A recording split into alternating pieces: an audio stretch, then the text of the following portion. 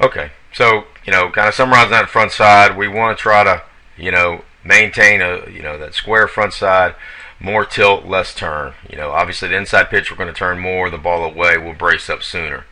Okay. All right, last thing, back arm. Okay, which again the back arm we're looking for that perfect throwing motion. Okay, obviously the back arm includes the backhand as well. Obviously. And so we're looking for perfection there. We're looking for a throw-like action. Okay, and so I like, and Adam does a little bit more with the hand action. In other words, I tend to teach with a barrel a little bit more out front of us to start, and really kind of focus on letting the rotator cuff do the action more than the hands. But I think we're in really good shape there in terms of the way we're starting with the arms. Okay, I think that's really good. I would leave that alone. We're in a really good spot right there. That's an outstanding start. We have a lot of activity at the rotator cuff. Okay, and I'm good with that. There are people that kind of get it done. They start off with the bat flatter, and then as they work down, the hands kind of drop. But again, you really want to understand that the action really is there at the rotator cuff. The shoulder joint is really what's moving everything. Okay, movement of that long bone in the upper arm, the humerus. Okay, so this is perfect. We've got a really nice stacked bat here, and we're in really good shape. And it stays, again, because of our footwork is so big. It's going to kind of hang in the same spot for a little bit. Okay, now as the elbow slots in, Adam's bat starts to flatten, and that elbow starts to widen. Okay, at this point here, I'd like to see the bat taller and the elbow not widen here. Okay, you can see Adrian here. The bat is steeper. Okay, and again, one of the coaching cues there is, after we load that back elbow, after we're in this position, okay, the first move of the hands should be down to the ball. Okay, so that if you look at Adrian, there's a downward move first before flattening. With Adam, we get a flattening before we go down. Okay. Now, another thing you see here, and again, we're talking about the back arm primarily because that really does determine the path, but obviously the lead arm is involved too. We really don't want to see this lead arm break down that far. Okay. Now, if we're late on an inside ball, we're going to see that, and that can be okay. But I think we're getting that on every pitch. Okay. Now, I wouldn't put this as my main priority because we don't want that arm to lock out and bar out, but we want that arm to stretch. Okay, we don't want to force the elbow straight, but we don't want to force it to be bent either. Okay, it kind of rushes the hands in front. You can see Adam's hands here, especially on this one, committing forward. Sooner Adrian's are still behind his shoulder. Here we're committing forward. Okay, so we want to get the swing going, but we want those hands to stay back.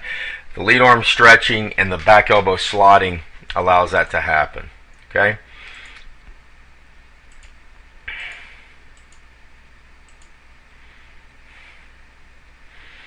Okay. Again, at contact, and I think part of this, the ball was inside with Adam, and so he's going to turn a little bit more. But on this pitch, I still think that's excessive. I can read Adam's back here. I'm still able to see Adrian's chest. Okay, I'd like to see a little bit more tilt, a little less turn. The other thing we kind of see at contact, we want that arm close to finishing at contact. Okay, and that's related to not trying to spin through it. If we're spinning through it, that lead arm's not going to have to whip out. So we're really bent there. Next frame, you can see a little more with Adrian.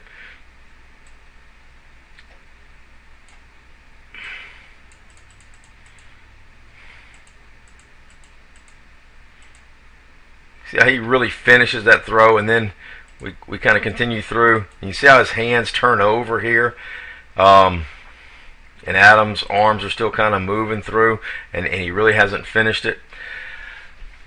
Some of that, I think a lot of that's related with probably trying to muscle the ball a little more than he needs to, and not using the whip effect that's created when you really try to hit the ball with your hands and you pronate and get your hands through it.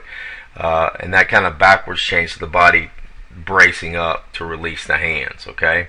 So I'd like to see that, the hands a little bit more active through there. And I'd like to see the hands stay back a little bit more. Okay, so in summary, I love the way we're starting. When we land, that bat should not be that flat. We get here, the next move your hands make is going to be straight down, not flat and then down like Adam's doing. Down first. Okay, and then here, again, more tilt, less turn. Let's hit this ball more with our hands pronating through it and less with our arms spinning through it. Okay, so now we'll go to the front side. And again, when I talk about the front side, we're really talking about everything from the front foot through the eyes. Okay, or really the focal points. So we kind of want to take the body here. We're going to slice it in half. Okay, and go from the eyes down to the front foot. So that's what we're looking at here, front side. Okay, so in including that, we're looking at how active Adam's leg kick is, and Adrian has a fairly significant leg kick, and you can see Adam's is very pronounced. Again, I would not teach anything that exaggerated, because it's not necessary. The reason you're taking a step is so that back leg can load and unload, okay? And really, again, if you can get the back leg in control of your feet, then that front foot doesn't need to come up much at all, okay? So the back leg loads and then it unloads. And again, I teach something even less than what Adrian does, okay? So now, having said that, doesn't mean that can't be effective. And generally, if someone has an exaggerated, footwork or leg kick like that, again, like you say, he's loading and unloading. It's throw-like work with the legs. I mean, it looks like a pitcher there,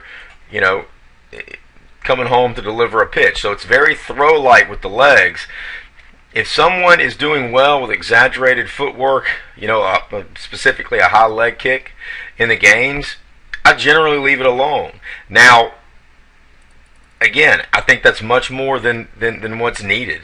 I really would like Adam, if he can, to become more back leg oriented in his footwork.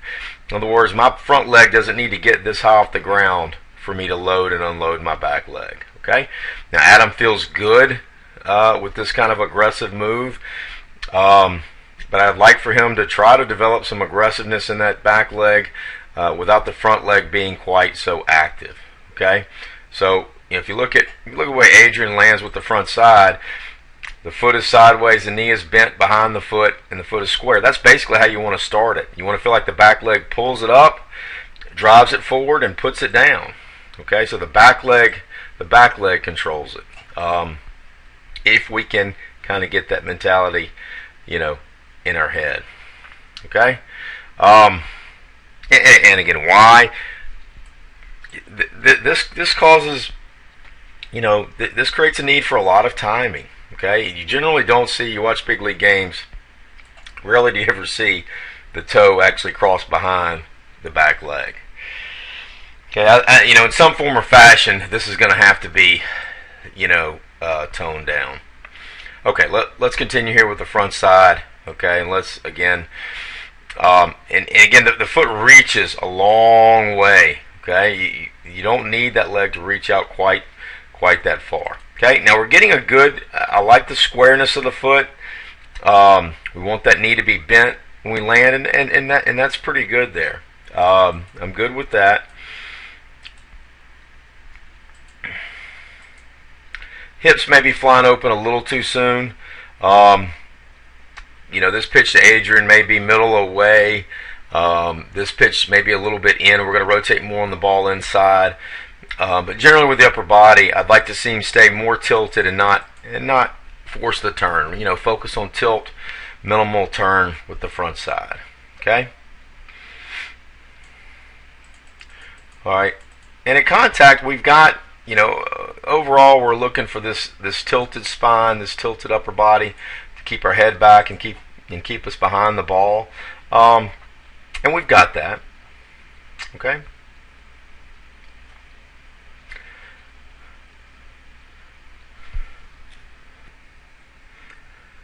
All right, taking a look here at Adam Leonard. Here, early September 2016. Okay, let's play the swing through here.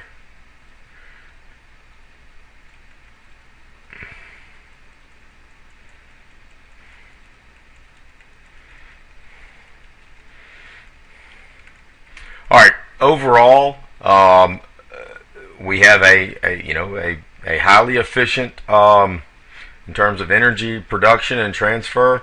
We have a highly efficient swing. We have a powerful swing, an aggressive swing that is strongly within what we see in the best hitters is that throwing pattern where we get this leg drive, this great arm action, and this tilt or leverage behind the ball at contact. Okay, so this is from a kinetic link standpoint what we are looking for. Okay, and so again, when I break the swing down, I'm looking at three primary areas. Okay, and it's back leg, front side, and back arm. Okay, back leg, front side, back arm. Okay, let's go ahead and take a look at the back leg, and obviously we'll get to the leg kick in a second, as that's the first thing that jumps out at everyone. Let's talk about the back leg in particular. Okay, the back leg only has to do two things: it has to get ready and it has to go. Okay, and so the get ready part, as we look at Adrian down here, that front foot comes up, that now the back leg holds 100% of the body weight and it's loaded. Okay, so it has to get ready. Okay. Now, one thing you see here with Adam, I see the front part of the foot kind of roll up a little bit, which kind of takes our weight away from the inside of the leg, whereas Adrian maintains that weight a little bit better on the inside of the back leg. Okay, once that weight kind of gets on the outside, it makes it, you got to do a little bit more to get it back in the direction of the ball, which is where it's got to go. Okay, but the back leg does get ready. Again, you can really see that insole on the back leg kind of roll up a little bit there. Okay, but the back leg does get ready and the back leg does go. It unloads, and we want that back leg to be unloading into heel plant, and that's what we want. That's what we have. And again, it's here at the top of the femur, those muscles really firing. Okay, again, you can see he's, both hitters, back leg is weightless before and through contact, and we want to be unloading into heel plant. Okay, now, again, because I think Adam's footwork is significantly more aggressive, he unweights a little sooner, and we get more rotation of that back leg sooner. You can see Adrian's feet are still sideways at this point. The back foot does eventually come through, but again, I think that's related to the aggressiveness of the footwork.